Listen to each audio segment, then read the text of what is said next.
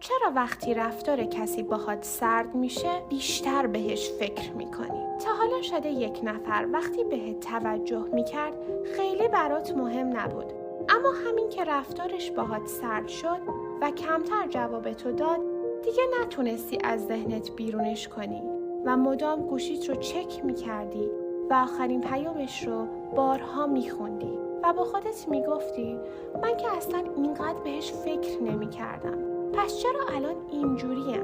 اینجا یک اتفاق عجیب در مغزت افتاده و قسمت جالبش اینه که ممکنه چیزی که دنبالش هستی و برات مهمه خود اون آدم نباشه. بذار برات توضیح بدم. وقتی کسی همیشه بهت توجه میکنه مغزت به حضورش عادت میکنه. پیامش میاد برات طبیعیه. جواب تو میده این هم برات طبیعیه.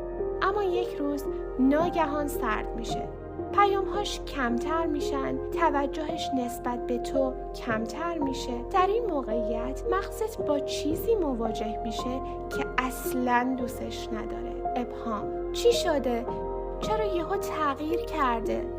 من کاری کردم؟ هنوزم دوستم داره؟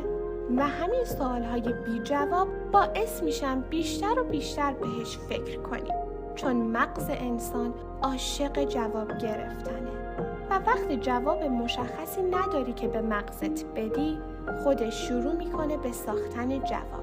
حالا قسمت جالب ماجرا اینه که اگه یک نفر یک روز خیلی بهت توجه کنه و روز بعد تقریبا ناپدید بشه ممکنه توجهش برای مغزت ارزشمندتر و خاص‌تر از بقیه به نظر برسه. چرا؟ چون نمیدونی دفعه بعد کی قراره دوباره بهت توجه کنه و همین غیر قابل پیش بینی بودنش باعث میشه بیشتر منتظر اون آدم بمونی و بیشتر بخوایش. پس شاید چیزی که تو رو گرفتار کرده عشق نباشه، شاید حتی خود اون آدم هم نباشه، در واقع فقط ابهام و انتظار برای دوباره گرفتن توجه اون آدمه. برای همین دفعه بعد که دیدی یک نفر باهات سرد شده و ناگهان بیشتر از همیشه داری بهش فکر میکنی، از خودت بپرس اگه همین آدم از اول به من توجه نمیکرد بازم اینقدر ذهنم درگیرش میشد؟